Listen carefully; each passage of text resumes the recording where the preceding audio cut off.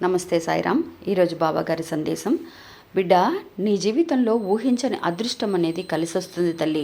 ఇన్ని రోజుల నుంచి అదృష్టం అంటే ఏంటో అస్సలు చూడలేదు బాబా.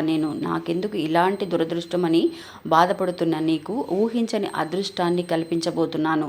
అంతేకాకుండా ఎస్ అనే అక్షరంతో ఉన్న వ్యక్తి నీ జీవితంలోకి ప్రవేశిస్తున్నాడు తల్లి. అతని వల్ల నీకు ఉన్న కష్టాలన్నీ కూడా తొలగిపోతాయి. అతని రాకతో నీకు జీవితంలో సంతోషం అనేది కలగబోతుంది అని బాబా చక్కటి సందేశాన్ని పంపిస్తున్నారండి. ఇంకా ఏంటి ఆ అదృష్టం, ఊహించని అదృష్టం ఏంటి, ఎస్ అనే అక్షరంతో వస్తున్న వ్యక్తి ఎవరు, ఏంటి అనే వివరాలని అన్నీ కూడా ఈ వీడియోలో ఉన్నాయండి. ఈ వీడియోను కూడా పూర్తిగా చూడండి ఫ్రెండ్స్.